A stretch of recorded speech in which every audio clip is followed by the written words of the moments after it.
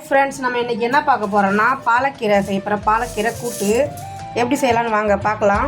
இதுக்கு முதல்ல ஒரு டம்ளர் துவரம்பருப்பு, ஒரு டம்ளர் பாசிப்பருப்பு க்ளீன் பண்ணியாச்சு. இதில் வந்துட்டு வெங்காயம், தக்காளி, பச்சை மிளகாய் போட்டுக்கலாம்.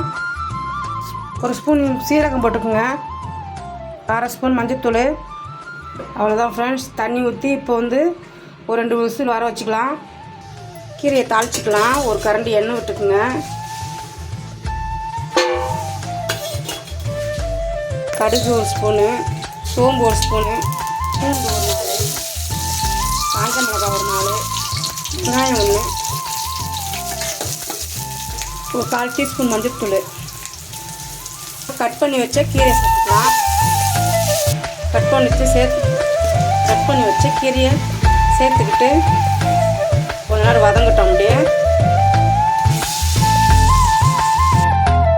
கீரை வெந்துருச்சு ஃப்ரெண்ட்ஸ். இப்போ நம்ம என்ன பண்ணணும்னா பருப்பு எடுத்து இதில் ஊற்றிக்கலாம். கீரையில் பருப்பு சேர்த்தாச்சு. அது உப்பு போடலை, இதுக்கப்புறம் தான் உப்பு போடணும்.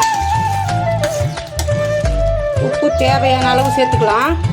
நான் இவ்வளோ உப்பு சேர்த்துக்கிறேன், உங்களுக்கு தேவையான அளவு சேர்த்துக்குங்க. அவ்வளோதான் ஃப்ரெண்ட்ஸ், முடிஞ்சிருச்சு. இப்போ அவ்வளோதான். நம்ம வந்து பாலக்கீரை நம்மளுக்கு முடிஞ்சிருச்சு. நம்ம சாப்பிட்றதுக்கப்புறம் பாலக்கீரை உடம்புக்கு ரொம்ப ரொம்ப நல்லது. நீங்கள் உடம்பு சேர்த்துக்குங்க. அப்பப்போ கீரை பொதுவாகவே உடம்புக்கு ரொம்ப நல்லது. அடிக்கடி செஞ்சு சாப்பிட்ணும். வாரத்தில் ஒரு 4 வாட்டியாச்சும் செஞ்சு சாப்பிட்ணும். இந்த பாலக்கீரை ரொம்ப ரொம்ப நல்லது. வீட்டில் ட்ரை பண்ணி பாருங்கள். எப்படி இருக்குன்னு சொல்லுங்கள் கமெண்ட்டில்.